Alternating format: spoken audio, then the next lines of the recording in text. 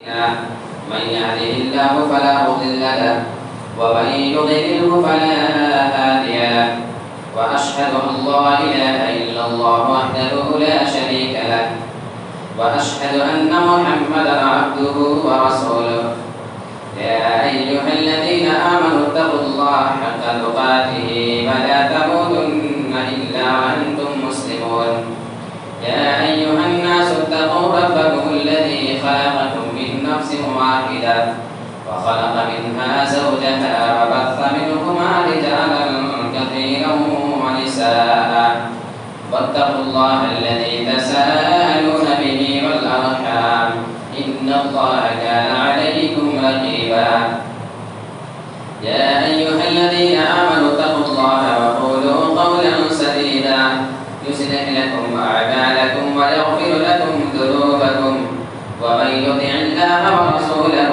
فقد فاز فوزا عظيما أما بعد فإن خير الحديث كتاب الله وخير الهدي هدي محمد صلى الله عليه وسلم وشر الأمور محدثاتها وكل محدثة بدعة وكل بدعة ضلالة وكل ضلالة في النار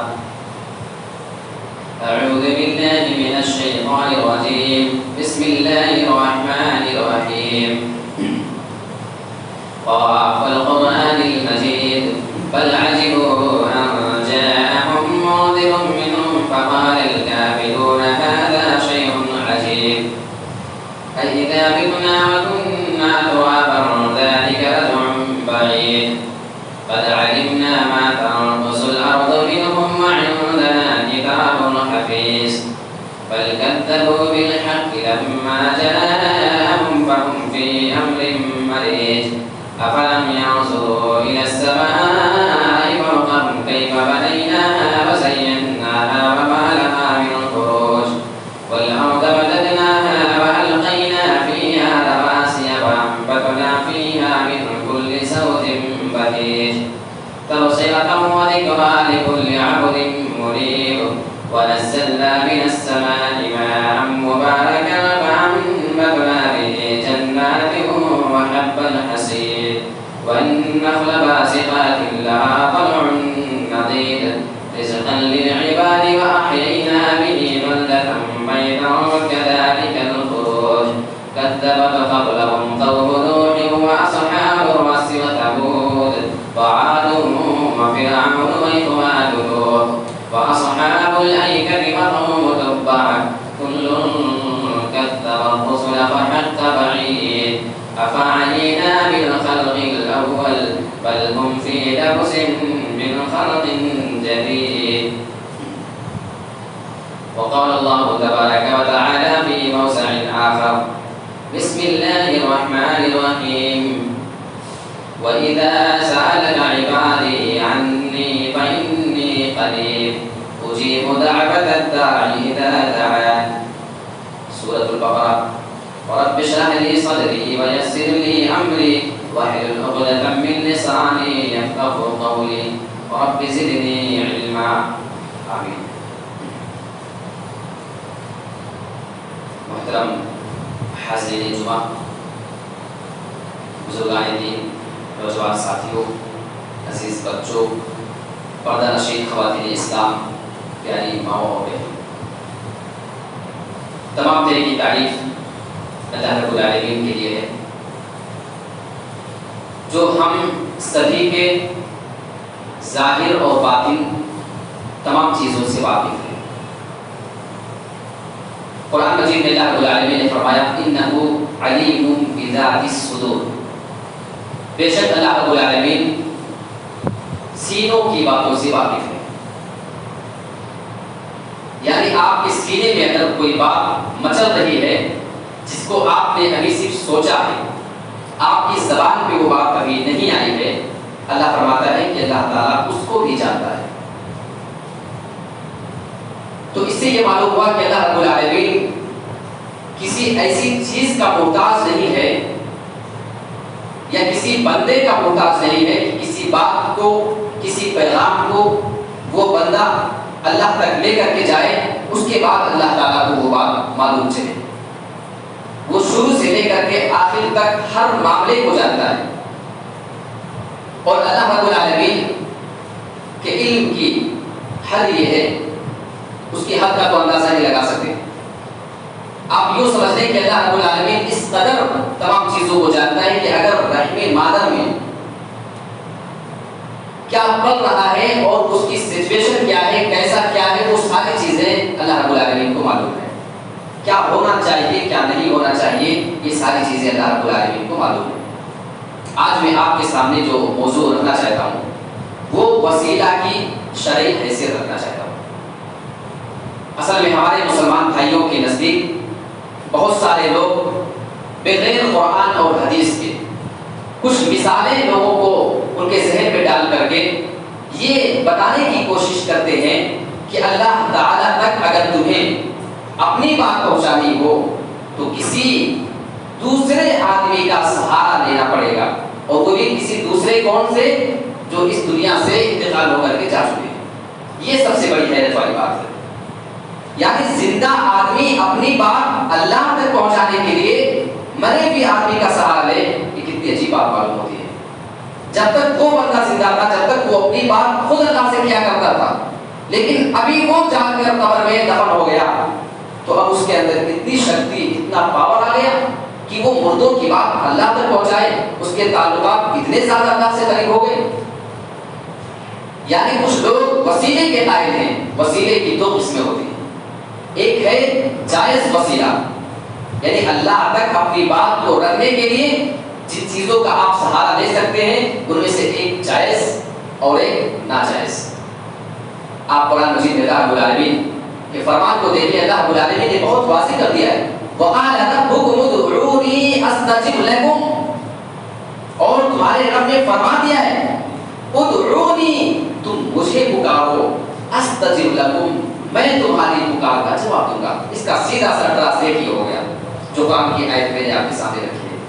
یعنی اللہ نے اس میں یہ نہیں کہا کہ کسی مرے ہوئے بندے کے پاس جانا جب تمہیں کچھ میرے تک بات پہنچانی ہو، وہ تمہاری بات ہم تک لے کر کے آئیں گے، تب ہم ان کے ذریعے تمہاری بات سنیں گے، پھر تمہاری پکار کا جواب دیں گے، پھر تمہاری دعا ہم قبول کریں گے. نہیں، اللہ نے واضح کر دیا وَقَالَ رَبُّكُمُ ادْعُونِي، تم مجھے پکارو، میں تمہاری پکار سنوں گا. تو اس سے یہ عقیدہ معلوم ہوتا ہے کہ اللہ رب العالمین کو انسان کو ڈائریکٹ پکارنا ہے، بیچ میں کسی فوت شدہ انتقال ہوئے آدمی کے وسیلے لانے کی ضرورت نہیں پڑتی ہے. اور اللہ رب العالمین نے اسی آیت میں آگے واضح کیا ہے ان الذین یستکبرون عن عبادتی، جو لوگ میری عبادت سے تکبر کرتے ہیں، وہ روگردانی کرتے ہیں، وہ دور بھاگتے ہیں، سیدخلون جہنم داخرین، وہ قریب ذلیل اور رسوا ہو کر کے جہنم کے اندر جانے والے ہیں. گویا کہ اللہ رب العالمین نے یہاں دعا کو عبادت کہا ہے. یعنی کہ جو بندہ مجھے پکارنے سے اگر بھاگے گا تو وہ جہنم میں جائے گا. یہ سورہ مومن کی آیت نمبر 60 ہے، 7 نمبر کی آیت. اصل میں وسیلہ جو انسان کے ذہن میں بات ڈالی جاتی ہے، اس کی یہ غلط فہمی آئی کہاں سے؟ لوگ کہتے ہیں کہ اللہ تک اپنی بات کو پہنچانی ہو تو ہم یہاں سے اللہ تک نہیں پہنچا سکتے کیونکہ اللہ بہت ہم سے دور ہے. آئیے پہلے یہ کنفرم ہو جائے کہ اللہ دور ہے یا قریب ہے. اللہ رب العالمین نے قرآن مجید کے اندر اسی بات کا جواب دیا ہے. وَإِذَا سَأَلَكَ عِبَادِي عَنِّي فَإِنِّي قَرِيبٌ، اے میرے نبی، جب میرے بندے تم سے میرے بارے میں سوال کریں، میرے بندے تم سے سوال کریں کہ میں کہاں ہوں، تو آپ ان کو جواب دے دینا فَإِنِّي قَرِيبٌ، میں بے شک ان کے قریب ہوتا ہوں. اُجِيبُ دَعْوَةَ الدَّاعِ إِذَا دَعَانِ، جب کوئی پکارنے والا مجھے پکارتا ہے تو میں اس کی پکار کا جواب بھی دیتا ہوں. یہاں پہ اللہ کہہ رہا کہ میں اس کے بالکل قریب ہوں. آپ ذرا بتاؤ، جو آپ کے پاس بیٹھا ہو، آپ کے سامنے ہو، کیا اس آدمی تک پہنچنے کے لیے آپ کو وسیلے کی ضرورت پڑے گی؟ وسیلہ کس کے لیے لیا جائے گا؟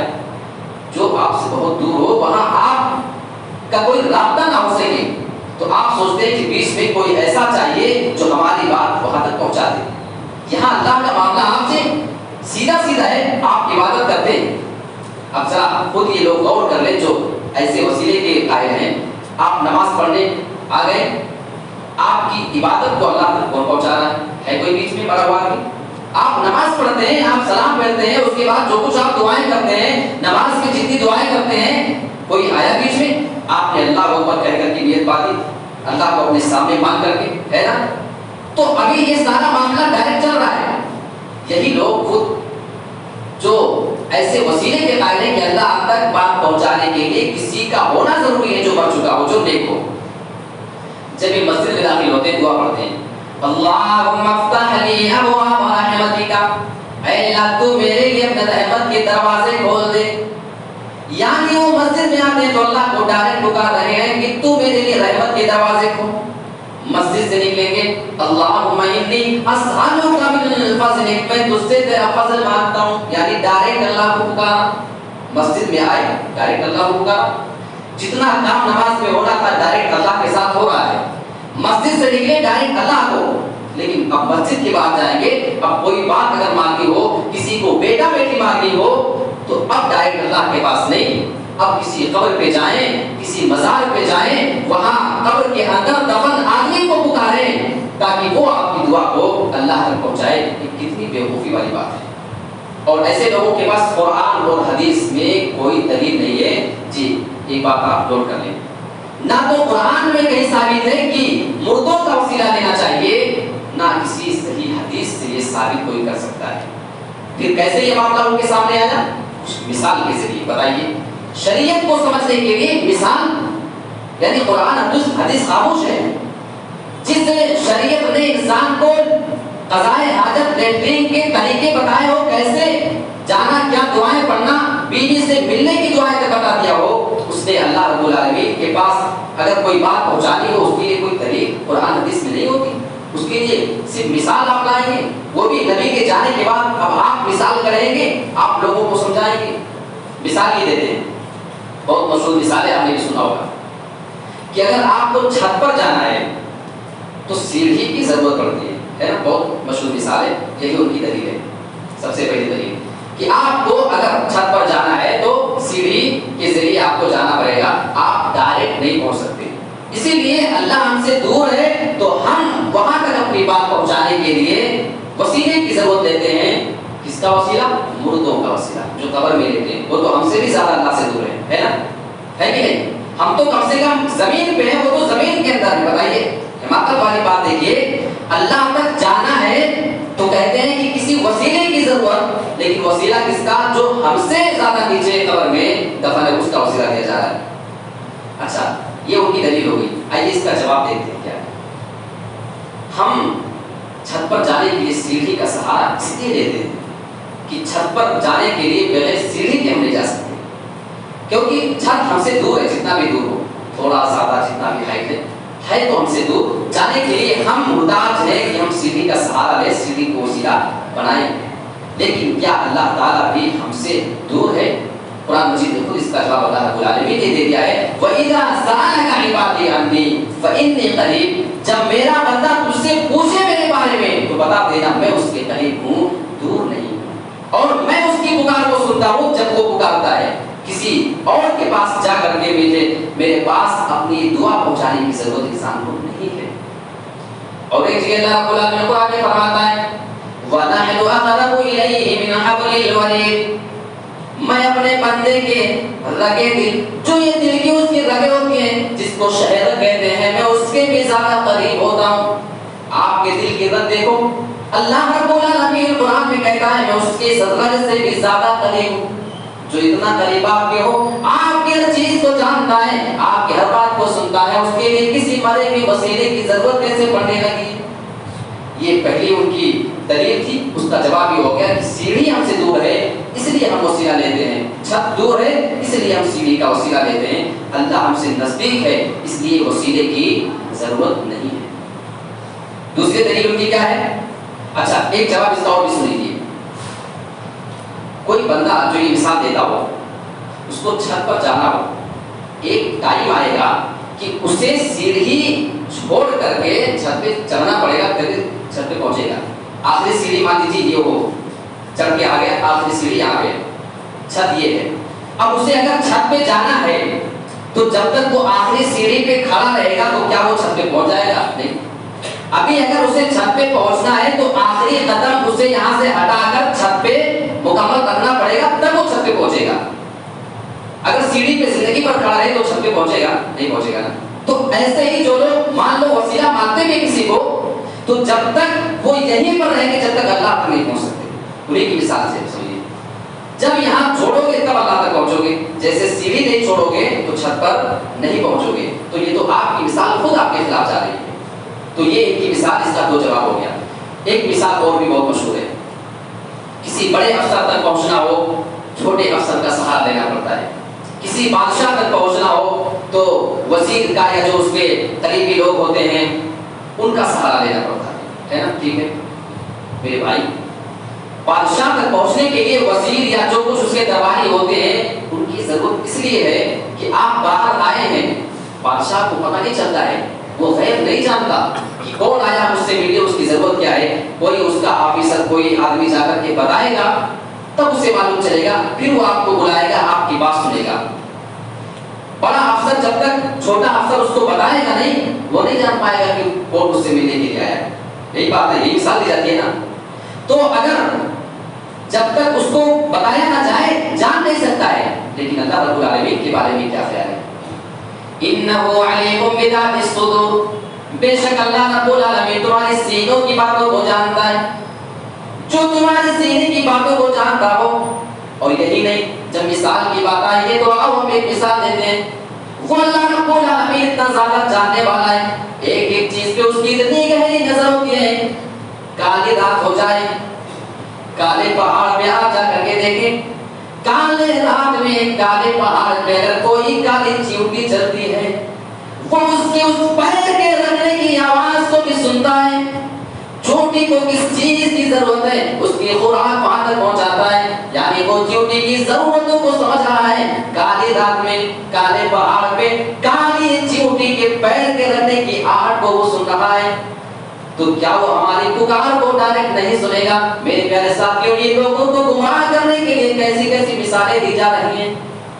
تو اللہ رب العالمین دل کی بات کو جانتا ہے، وہ غیب کو جانتا ہے۔ افسر اور بادشاہ غیب نہیں جانتے، اس لیے انہیں کسی کی ضرورت پڑتی ہے کہ آپ کی بات وہاں تک پہنچائی جائے۔ اور جو مثال اللہ کے بارے میں دی جاتی ہے، اللہ رب العالمین نے قرآن میں منع کیا ہے، فلا تضربوا للہ الامثال، تم اللہ کے لیے گھٹیا مثالیں مت بیان کرو۔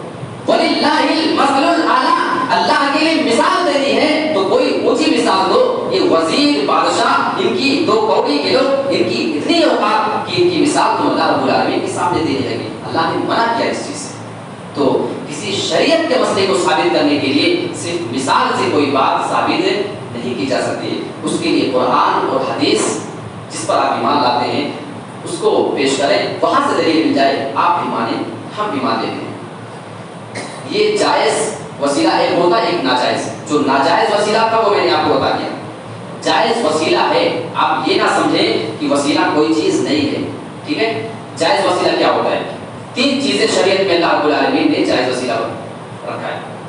ایک تو اللہ کے جو اچھے اچھے نام، اسماء حسنی ہیں، ان کا وسیلہ آپ لے کر کے اللہ سے کوئی چیز مانگ سکتے ہیں، نمبر ایک۔ اور دوسرے نیک اعمال کا وسیلہ، جو میں بتا رہا ہوں اس کی دلیل میں دیتا ہوں قرآن اور حدیث سے۔ ایک اللہ کے اچھے اچھے نام، ان کے ذریعے آپ اللہ کو پکار سکتے ہیں۔ دوسرے جو آپ کی نیکیاں ہیں، جو آپ نیکی کا کام کرتے ہیں، اس کو آپ وسیلہ بنا سکتے ہیں، اس کا حوالہ دے کر کے آپ اللہ سے کوئی چیز مانگ سکتے ہیں۔ اور اسی طریقے سے تیسرا، اگر کوئی آپ کے سماج معاشرے میں زندہ ہو، نیک آدمی ہو، اس کو وسیلہ بنایا جا سکتا ہے، مردے کا نہیں۔ ہم وسیلے کے منکر نہیں ہیں، مرے ہوئے آدمی کا وسیلہ نہیں لے سکتے، ہمارا یہ عقیدہ ہے۔ اگر کوئی زندہ ایک آدمی ہے اس کو آپ وسیلہ بنا سکتے ہیں، اور تینوں کی دلیل آئیے ہم دیکھ لیتے ہیں۔ سب سے پہلا، اللہ کے جو اچھے اچھے نام ہیں اس کی وسیلہ بنایا جا سکتا ہے۔ آئیے قرآن مجید میں اللہ تعالیٰ نے ارشاد فرماتا ہے، وَلِلَّهِ الْأَسْمَاءُ الْحُسْنَىٰ فَادْعُوهُ بِهَا، اور اللہ کے لیے اچھے اچھے نام ہیں، فَادْعُوهُ بِهَا، تم اس کو اس کے ذریعے پکارا کرو۔ یعنی آپ کو روزی مانگنا ہے، آپ اللہ کے سامنے آ جائیں، اے اللہ تو رازق ہے، تو رزاق ہے، تو ساری چیزوں کو دینے والا ہے، میں بھی تجھ سے روزی مانگنے آیا، تو مجھے روزی دے۔ اے اللہ تو گناہوں کو معاف کرنے والا ہے تو ہمارے گناہوں کو بھی معاف کر دے. جتنے بھی اچھے اچھے اللہ کے نام آئے اس کو آپ لے لے کر کے اللہ سے مانگیں تو اللہ کے اچھے نام کو آپ وسیلہ بنائیں. یہ دلیل دیکھیے، یہ آیت سورہ اعراف آیت نمبر 180 180 نمبر کی آیت ہے دلیل کے ساتھ. دوسری چیز، نیک اعمال کو وسیلہ بنا سکتے ہیں. صحیح بخاری کی روایت ہے جی، صحیح بخاری کتاب الانبیاء حدیث نمبر 3465 3465 یہ صحیح بخاری کی حدیث ہے. نیک اعمال کو آپ وسیلہ بنا سکتے ہیں. بہت مشہور واقعہ ہے، صرف اشارہ کر دیتا ہوں. 3 آدمی تھے، وہ جا رہے تھے، بارش ہوئی، پہاڑ کے اندر گھسے، غار کے اندر، ہے نا، سنا آپ نے. ایک چٹان کھسک کر کے آئی اور جس غار میں گھسے ہوئے تھے اس کا منہ اس نے بند کر دیا. تینوں پریشان ہو گئے. تینوں نے کہا کہ اب یہاں پہ نجات کا کوئی راستہ نظر نہیں آتا ہے اور اتنا بھاری بھرکم ہے کہ اس کو دھکا دے کر کے ڈھکیل کر کے ہٹا نہیں سکتے تھے پہاڑ میں. ٹھیک ہے، اندر 3 پیک ہو گئے. اب انہوں نے کہا کہ چلو ہم لوگ اپنی ان نیکیوں کو یاد کر کے اللہ سے دعا مانگیں جس نیکی کو ہم نے صرف اور صرف اللہ رب العالمین کی رضامندی کے لیے کیا ہو. ایک آدمی نے دعا مانگی، اے اللہ تو جانتا ہے میں بکریاں چرایا کرتا تھا. ایک دن بکریاں چراتے چراتے کافی دور نکل گیا تھا. جب میں واپس آیا رات ہو چکی تھی. بکری کا دودھ دعا اپنے والدین کے سلہانے گیا کہ ان کو پلاؤں. دیکھا کہ میرے والدین تو سو چکے ہیں. میری بیوی میرے بچے بھوک سے تڑپ رہے تھے، خود مجھے بھی بھوک لگی تھی. لیکن میں نے یہ مناسب نہ سمجھا کہ اپنے والدین کو پلانے سے پہلے اپنے بچوں کو دودھ پلاؤں. مجھے یہ اچھا نہ لگا اور میں نے اپنے والدین کو جگایا بھی نہیں کہ نیند میں ان کے خلل ہو جائے گا، ڈسٹرب ہو جائے گا. ان کے سر کے پاس دودھ لے کر کے کھڑا رہا. خود سے بیدار ہوتے ہیں، دودھ ان کو پلایا، بیوی بچوں کو پلایا، اس کے بعد خود اپنے آپ کو پلایا. اے اللہ اگر تو جانتا ہے کہ یہ کام میں نے تیری رضا کے لیے اگر کیا تھا تو اس مصیبت سے چھٹکارا دے دے. چٹان تھوڑی سی کھسک گئی لیکن ابھی اتنی نہیں کھسکی تھی کہ نکل سکے، تھوڑی سی کھسکی. دوسرے آدمی نے دعا کیا، اے اللہ تو جانتا ہے میرے پاس ایک آدمی ایک مزدور تھا، وہ کام کیا کرتا تھا، اس کی جو مزدوری میرے پاس بنتی تھی اس کو لیے بغیر وہ چلا گیا اور اس کی جو مزدوری تھی اس سے میں نے بیل بکریاں وغیرہ خرید لی اور اس میں کافی منافع ہوا اور ایک بڑا لیبر اس کا تیار ہو گیا. کافی عرصے کے بعد جب وہ آدمی میرے پاس آیا اور اس نے کہا کہ دیکھو میں نے اپنی مزدوری تم سے لی تھی نہیں، اسی کو میں لے کے آیا ہوں. اس آدمی کو اشارہ کیا کہ جتنی بیل بکریاں آپ کو نظر آ رہی ہیں یہ تمہاری ہیں، ان کو لے کر کے جاؤ. اس نے کہا مذاق کرتے ہو، میری تو کچھ 1 مٹھی 2 مٹھی جو گیہوں جو کچھ تھا وہ میری مزدوری تھی، آپ یہ بکریاں دے کر کے مذاق کر رہے ہو میرے ساتھ. اس نے کہا نہیں میرے بھائی، جب تو وہ مزدوری لیے بغیر چلا گیا تھا میں نے اسی کو اس بزنس میں لگا دیا تھا. ایک بکری خریدی، اس کے بعد اس سے ایک ریوڑ تیار ہو گیا اور وہ تیرے ہی اس مال سے لیا ہوا ہے، اس میں میرا کوئی حق نہیں. ایک کام کرو، یہ ساری کی ساری بکریاں اٹھاؤ اور لے کر کے جاؤ، یہ سب تمہاری ہیں. اس نے کہا اللہ اگر تو جانتا ہے کہ میں نے یہ کام تیری رضامندی کے لیے کیا تھا، اس بندے کو نہیں معلوم تھا، میں اس کو تھوڑا سا دے کر کے نپٹا سکتا تھا، لیکن میں نے یہ کام صرف تجھے خوش کرنے کے لیے کیا تھا. اور اگر تو جانتا ہے کہ یہ کام میں نے تیری رضامندی کے لیے کیا تھا تو اس مصیبت سے ہم کو چھٹکارا دے دے. چٹان اور کھسکی لیکن اتنی نہیں کہ ابھی نکل سکے. تیسرا آدمی بھی حوالہ دیتا ہے، اے اللہ تو جانتا ہے میری ایک چچا صاحب بہن تھی، میں اس کے اوپر غلط نظر رکھتا تھا، اس کو ایک بات غلط کام کے لیے تیار بھی کر لیا. وہ میرے پاس آئی، کچھ اشرفی دینے کا وعدہ تھا اس کو، وہ اپنے جسم ہم کو دے دی. میرے پاس آئی، میں اس کے پاس چلا گیا، لیٹ گیا اور اس کے ساتھ ہم مستری کرنا چاہتا تھا. اس نے کہا اتق اللہ، تو اللہ سے ڈر جا، جو چیز تیرے لیے حلال نہیں اسے اپنے لیے حلال مت کر. اے اللہ میں اتنا قریب پہنچ گیا تھا گناہ کے، لیکن تیرا نام جب میرے کان میں آیا میں وہیں سے واپس آ گیا اور میں نے وہ غلط کام نہیں کیا تھا. اگر تو جانتا ہے کہ میں نے یہ کام تیری رضا کے لیے کیا تھا تو اس مصیبت سے ہم کو چھٹکارا دے دے. چٹان اور کھسکی اور یہ تینوں نکل کر کے آسانی کے ساتھ صحیح سلامت واپس آ گئے. تو اس سے صحیح بخاری کی حدیث ہے، اس سے پتہ چلتا ہے کہ اپنی نیکیوں کو پیش کر کے، نیکیوں کو بیان کر کے اللہ کو کوئی بات بتائی جا سکتی ہے، اللہ سے کوئی بات مانگی جا سکتی ہے. یہ صحیح بخاری کی روایت سے پتہ چلتا ہے. اب تیسری چیز، کسی زندہ نیک آدمی سے، یاد رکھیے مردہ نہیں، اصل پرابلم مردوں سے ہے اس معاملے میں. زندہ نیک آدمی کو وسیلہ بنایا جا سکتا ہے. صحیح بخاری کی روایت ہے, کتاب الاستسقاء کی روایت ہے. حضرت انس بن مالک رضی اللہ تعالیٰ عنہ اس حدیث کے راوی ہیں. عن انس ان عمر بن الخطاب رضی اللہ عنہ کان اذا قعدوا استسقى بالعباس. جب کہساری پڑتی تھی تو حضرت عمر رضی اللہ تعالیٰ عنہ اللہ کے رسول صلی اللہ علیہ وسلم کے چچا عباس بن مطلب رضی اللہ عنہ کے پاس جاتے تھے اور اللہ رب العالمین سے کہتے تھے, اے اللہ جب تیرے نبی ہمارے درمیان ہوتے تھے تو ہم ان کو وسیلہ بنایا کرتے تھے, وہ بارش کی دعا کرتے تھے اور تو بارش نازل کرتا تھا. آج وہ ہم میں نہیں ہے, میں تیرے نبی کے چچا جو ہمارے درمیان نیک ہیں ان کو وسیلہ بناتا ہوں تاکہ تو ہم پر بارش نازل فرما دے. یہ الفاظ صحیح بخاری کے ہیں, کتاب الاستسقاء کی روایت ہے. اے اللہ تو ہم پر بارش نازل فرما, ہم میں جو سب سے نیک آدمی معلوم ہوتے ہیں تیرے نبی کے چچا ہیں, بزرگ آدمی ہیں, ان کو ہم وسیلہ بنا رہے ہیں, تو ایسا کر ہمارے اوپر بارش نازل فرما دے. فیسقونا, تو اللہ نے ان پر بارش نازل کیا. اس روایت سے جو لوگ مردوں کو وسیلہ بنانے کے قائل ہیں وہ بھی اسی دلیل کو پیش کرتے ہیں, کہتے دیکھیے وسیلہ جائز ہے. جبکہ اس روایت کو آپ اگر پڑھیں, آپ غور کریں تو اس میں حضرت عمر فاروق صاف کہہ رہے ہیں کہ جب تک نبی زندہ تھے تو ان کو ہم وسیلہ بناتے تھے, آج وہ ہمارے درمیان نہیں ہیں تو ہم میں نیک آدمی عباس ہیں, ان کو ہم وسیلہ بنا رہے ہیں.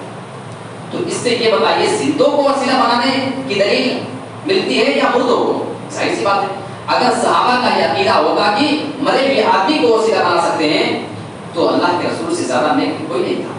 سارے لوگ جاتے اور کھڑے ہو جاتے, اللہ نبی زندہ تھے تب بھی مانتے تھے, ان کا نام لے کر کے ان کو وسیلہ بنا کر نہیں ہے تب بھی ان کو ہی وسیلہ بنا رہے ہیں. لیکن اس وقت کسی صحابی نے اللہ کے رسول کو وسیلہ نہیں بنایا, اور کسی بھی صحابی نے کبھی بھی رسول کے انتقال کر جانے کے بعد ان کو کسی کام کے لیے وسیلہ نہیں بنایا.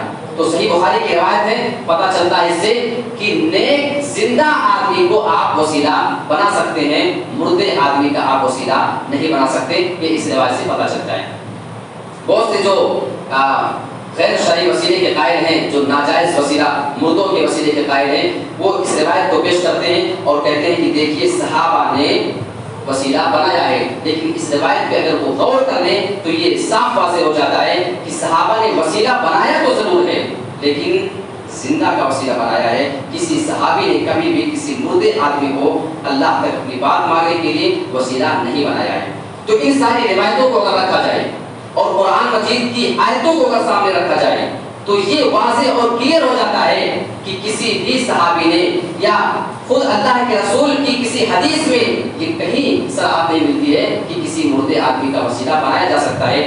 اور یہ عقیدے کا مسئلہ ہے. وسیلہ بنانا, اللہ پر کوئی بات لے کر کے جانا, اسی وسیلے کے چکر میں کتنے شرک کے کام ہو رہے ہیں. آپ دیکھ لیں قبروں کے اوپر وسیلے ہی کے لیے لوگ جاتے ہیں کہ ہم وہاں جائیں گے, وہ ہماری بات کو اللہ تک پہنچائیں گے. اچھا ایک روایت میں پیش کروں, آپ اس کو جانتے ہیں, لوگ کس کو پکارنے جاتے ہیں قبر کے اندر, یہ نہیں سمجھ میں آتا ہے. حدیث کے الفاظ ہیں کہ اگر کوئی نیک بندہ مرتا ہے تو حساب کتاب میں جب وہ کامیاب ہو جاتا ہے تو اس سے کہہ دیا جاتا ہے کہ سو جاؤ آرام کے ساتھ. جس طریقے سے ایک دلہن نئی نویلی ہوتی ہے اس کے شوہر کے علاوہ اس کو کوئی نہیں جگا سکتا, اسی طریقے سے آرام کے ساتھ سو جاؤ, بیچ میں کوئی تم کو نہیں جگائے گا, ڈائریکٹ قیامت کے دن اٹھنا ہے. یہ صحیح روایت ہے. اور اگر کوئی بندہ برا ہوتا ہے, وہ حساب کتاب میں فیل ہو جاتا ہے تو وہ نہیں سو پاتا ہے, اس کے لیے جہنم کی کھڑکی کھول دی جاتی ہے, اس کو عذاب ہو رہا ہوتا ہے. تو جو بندہ نیک تھا وہ سو گیا, جنت کی ہوا اچھی آ رہی ہے, اب وہ ڈائریکٹ قیامت کے دن اٹھے گا. جو برے ہیں وہ جاگ رہے ہیں, قیامت تک وہ جاگتے رہیں گے, عذاب ہوتا رہے گا. تو یہ بیچارے جو قبر میں جاتے ہیں پکارنے کسی کو قبر کے پاس, وہ جاگنے والے کے پاس جا رہے ہیں یا سونے والے کے پاس؟ آپ پوچھ لیں کہ آپ والے جاگ رہے ہیں یا سو رہے ہیں, وہ کہیں گے جاگ رہے ہیں. اگر کہہ دیں جاگ رہے ہیں تو سمجھ جانا کہ عذاب والے. صحیح ہے, صحیح. جاگتے کون قبر میں؟ جن کو عذاب ہو رہا ہے ان کو سونا نصیب نہیں ہے. اور اگر آپ والے نیک تھے تو حدیث بتا رہی ہے وہ سوئے ہوئے ہیں, قیامت ہی کے دن اٹھیں گے, بیچ میں نہ اٹھیں گے نہ آپ کی بات سنیں گے. اگر کوئی بندہ سو جائے دنیا میں, آپ اس کے پاس کوئی بات کرنا چاہیں, آپ کی بات نہیں سن سکے گا. قبر میں اگر وہ سو گیا اور فرشتوں نے کہہ دیا کہ سو جاؤ قیامت تک اٹھنا ہے, پھر آپ اس کو اپنی بات کیسے سنا سکتے ہیں؟ ایک بہت بڑے پیر تھے کوئی، ایک بہت بڑا مرید ان کا تھا، وہ کچھ بات بتا رہا تھا، پیر صاحب کا ہاتھ پہ دباتے دباتے رات ہو گئی تھی، بتاتے بتاتے اچانک پیر صاحب نے پوچھا کہ اچھا ذرا ریپیٹ کرو اپنی بات کو، کیا کہے میں ذرا سن نہیں سکا۔ تو مرید پریشان ہو گیا ہے، کیا بات ہے، مطلب میں تو اپنی بات بالکل اچھے سے کہہ رہا تھا۔ تو پیر صاحب نے کہا نہیں کہ تھوڑا میری آنکھ لگ گئی تھی تھوڑی دیر کے لیے، اس لیے اس بیچ کی بات میں تمہاری نہیں سن سکا جب میری آنکھ لگ گئی تھی۔ مرید کی آنکھ کھل گئی بیچارے، بولا ہے تھوڑی دیر کے لیے آپ کی آنکھ لگ گئی اور اتنے ٹائم کی بات آپ میری مس کر گئے، نہیں سن سکے، میں تو سمجھتا تھا کہ آپ دنیا سے جانے کے بعد بھی میری ہر بات سنیں گے اور میری ہر بات اللہ تک پہنچائیں گے۔ جب آپ سونے کی حالت میں میری تھوڑی سی بات نہیں سن سکے تو مرنے کے بعد جب آپ قبر میں چلے جائیں گے پھر آپ کی پیری میری مریدی مجھے کیا فائدہ پہنچائے گی، چھوڑ چھاڑ کر کے فوراً وہاں سے وہ نکل جاتا ہے۔ میرے پیارے ساتھیوں، یہ شرک کے اڈے ہیں، پھول چڑھانا قبرستان کے اوپر اور قبروں کو اس طریقے سے مزین کرنا، ان ساری چیزوں کو اللہ کے رسول صلی اللہ علیہ وسلم نے بالکل سختی کے ساتھ منع کیا ہے۔ آج بھی آپ مکہ مدینے میں چلے جائیں، آج بھی آپ صحابہ کی قبریں دیکھ لیں، کچی قبریں آپ کو نظر آئیں گی، اور قبروں کی زیارت کا اللہ کے رسول نے مقصد بتایا ہے، کنت نہیتکم عن زیارت القبور فزوروها، میں نے پہلے تمہیں قبر کی زیارت سے منع کیا تھا، فزوروها، لیکن اب اجازت دیتا ہوں جا کر زیارت کرو۔ مقصد کیا ہے؟ فإنها تذکر الآخرہ، کیونکہ قبروں کو دیکھو گے، ٹوٹی پھوٹی قبر، دبی اور پھنسی قبر دیکھو گے، تمہیں آخرت کی یاد آئے گی۔ کسی مزار پہ جا کر کے لائٹ قمقمے اور دنیا بھر کے جب وہاں پہ تماشے ہو رہے ہوں، وہاں کسی کو آخرت کی یاد آتی ہے؟ نہیں، وہ تو منورنجن کی جگہ ہو جاتی ہے۔ قبر میں زیارت کا مقصد آخرت کی یاد، یہاں تو ایسی قبریں وہ اس کو پھوٹ رہی ہیں، وہ لائٹیں قمقمے چل رہے ہیں کہ آپ پہنچ جائیں تو آپ کو لگے کہ کسی فنکشن ہال میں آ گئے ہیں۔ میرے پیارے ساتھیوں، یہ شریعت کا مذاق اڑایا جا رہا ہے، شریعت سے ناسمجھی ہے کہ کچھ لوگ ہیں جو بے روزگار ہیں، جنہوں نے اپنے پیٹ کے لیے ایک بہانہ تلاش کیا ہوا ہے، اور جو بیچارے انجان لوگ ہیں، نادان لوگ ہیں، وہ ان کی باتوں کو سمجھ نہیں پا رہے ہیں۔ ورنہ یاد رکھیے قرآن اور حدیث میں کہیں ان چیزوں کی کوئی گنجائش اسلام میں نہیں رکھی ہے۔ اللہ رب العالمین ہم تمام لوگوں کو صحیح وسیلے کو سمجھنے کی توفیق دے۔ میں پھر ایک بات ریپیٹ کر دیتا ہوں، لوگ غلط فہمی میں رہتے ہیں، جائز وسیلہ تو ہے لیکن اللہ کے جو نام ہیں ان کے ذریعے آپ پکار سکتے ہیں، نمبر ایک، اور دوسرے جو آپ کے نیک اعمال ہیں آپ ان کے ذریعے وسیلہ مانگ سکتے ہیں، اور تیسرے نیک زندہ لوگ جو ہیں ان سے آپ کہہ کر کے کسی چیز کے لیے اللہ سے دعا کروا سکتے ہیں۔ صحیح بخاری کی روایت یہ بتاتی ہے، کہیں کسی روایت میں کسی مرے ہوئے آدمی کے پاس جا کر کسی بات کو مانگنے یا اپنی بات اللہ تک پہنچوانے کی کوئی دلیل نہیں ملتی ہے۔ آپ کو دلیل دیں گے تو مثال دیں گے، چھت پہ جانا ہے تو سیڑھی، بڑے افسر کے پاس جانا ہے تو چھوٹے افسر کے پاس جانا پڑے گا۔ تو آپ نے اللہ تعالیٰ کو بڑا افسر سمجھا ہے اور پیر صاحب کو آپ نے چھوٹا افسر سمجھا ہے، یہ صاحب جا کر کے اللہ کو بتائیں گے تب آپ کی بات اللہ تک پہنچے گی۔ اللہ کو آپ نے اتنا کمزور سمجھ لیا ہے۔ میرے پیارے ساتھیوں، ان ساری چیزوں سے آپ اللہ رب العالمین کی شان میں گستاخی کر رہے ہیں، یہ چھوٹی چھوٹی چیزیں آپ کو شرک تک پہنچا رہی ہیں۔ اللہ رب العالمین ہم سبھی کو قرآن اور حدیث کی صحیح سمجھ عطا فرمائے، اپنے عقیدے کی اصلاح کرنے کی توفیق عطا فرمائے۔ ہمارے درمیان شرک کے جتنے بھی چھوٹے بڑے کام ہو رہے ہیں، اے اللہ تو مسلمانوں کو اس پر غور کرنے کی توفیق عطا فرما۔ یہ جو بے روزگار اپنا پیٹ پالنے کے لیے لوگوں کو دھوکہ دینے کے لیے بیٹھے ہوئے ہیں، اے اللہ رب العالمین آپ دیکھیں قبروں کے پاس ہندو بھی جا رہے ہیں، مسلمان بھی جا رہے ہیں، فلمی ایکٹر بھی جا رہے ہیں۔ اب میں نام تو نہیں لوں گا، ایک بار کوئی بہت مشہور ہیروئن کسی بڑے بازار پہ گئی، لوگوں نے پوچھا کہ آپ کا اس سے کیا واسطہ ہے، آپ تو نہیں مانتی یہ ساری چیزیں، تو آپ ان کے پاس کیوں آئی ہیں؟ تو اس نے جواب دیا کہ پچھلی بار جب میری ایک فلم ریلیز ہو رہی تھی تو میں یہاں پہ آئی تھی، چادر چڑھائی تھی اور دعا کر کے گئی تھی کہ بابا میری فلم کو سپر ہٹ کرا دینا، تو فلم بہت اچھی چلی تھی، اس بار بھی وہی امید لے کر کے آئی ہوں کہ شاید پھر اس بار میرا کام ہو جائے۔ تو میرے پیارے ساتھیوں، اور وہ منع نہیں کریں گے کہ نہیں یہاں ان ساری چیزوں کی گنجائش نہیں ہے، کیونکہ وہاں سے پیسہ اور زیادہ آئے گا نا۔ تو اصل مقصد تو ان کا وہی ہے، بس آپ کو بیوقوف بنانے کی کوشش کی جاتی ہے، اللہ رب العالمین ہمیں اپنے عقیدے اور اپنی فکر کی اصلاح کرنے کی توفیق عطا فرمائے، اور ہمیں اپنے پیسے کی حفاظت بھی کرنے کی توفیق عطا فرمائے۔ کسی ناجائز جگہ اپنے پیسے کو خرچ کرنا، اللہ رب العالمین آپ سے اس کے بارے میں بھی سوال کرے گا، کہاں سے کمائے، خرچ کہاں پہ کیا۔ اگر آپ کا پیسہ ایسی جگہ استعمال ہوتا ہے آپ کو اس کا بھی حساب دینا پڑے گا۔ اللہ رب العالمین ہم سبھی کو دین کی صحیح سمجھ عطا فرمائے، آمین۔ وآخر دعوانا ان الحمد للہ رب العالمین۔